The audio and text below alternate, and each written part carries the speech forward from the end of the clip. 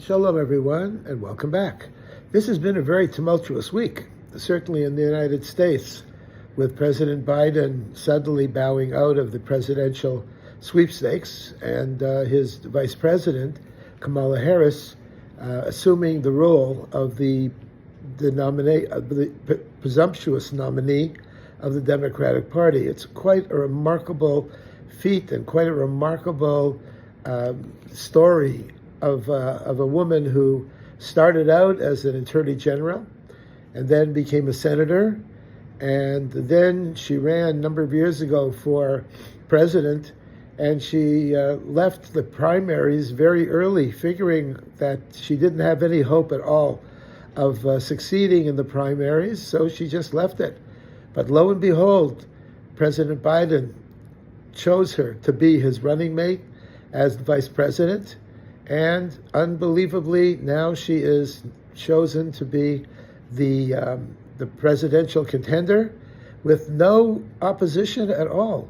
What a remarkable story that is. And without getting into any politics, pro or con or left or right or Republican or Democrat, I find it fascinating that a woman like that, in a situation that she found herself in San Francisco as really as a prosecutor originally for California, should end up to be in such a remarkable position. And I'm sure she feels herself that somehow the hand of God has certainly been at work in this situation, how remarkable it was. And we applaud it and we recognize it in whatever way it turns out. God should grant her the wisdom and the strength to be able to deal with it in a very good way, especially with the Jewish people and especially with Israel. And the thing is, we find it in this week's Torah portion. I found that in this week's Torah portion, the idea of one person, a person who is really a no one, someone who is far from greatness, ends up to be in a position of tremendous greatness. And it's happened in the same week that the vice president ended up to be the chosen one to be the successor. And here we find in the Torah portion the story of Pinchas ben Elazar. Pinchas, who was the grandson of Aaron, the high priest, who was really a nobody.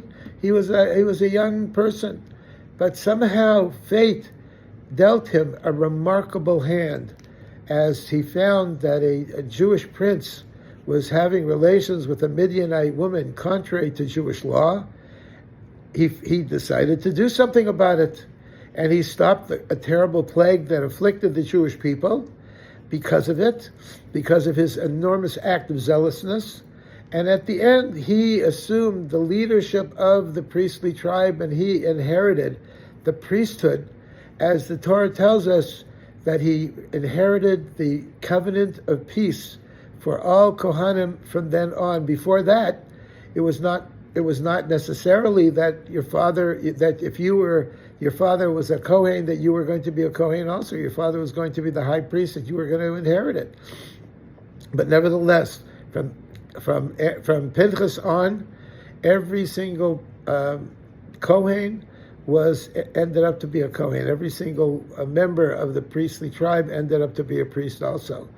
And Pinchas, who was really a nobody, ended up to be a somebody.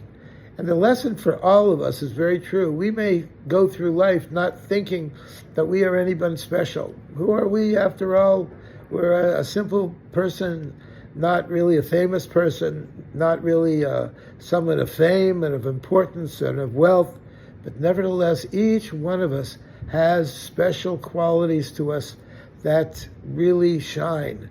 Qualities that nobody else has. And this is a very remarkable thing.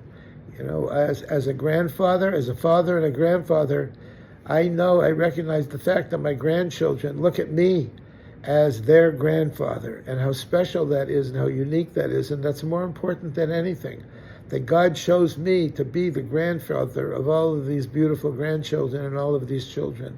Each one of us has special qualities that nobody else has. No one else has been chosen to be their grandfather but me. And that's a very special thing that we should all recognize. When we think that we're not really anybody special, we're not anyone special, God very often plucks us from obscurity, as they say, and raises us up to greatness. Maybe not to be the president of the United States. I don't think I'm going to ever become the president of the United States, but nevertheless, I am the grandfather of my children. I am the grandfather of my grandchildren. I am the father of my children, and I am the husband of my wonderful wife. And that really makes me someone very, very special, that nobody else in the world is like me in that regard. I want to wish you all a good Shabbos. Candle lighting in San Diego is at 7:33. Shabbat Shalom.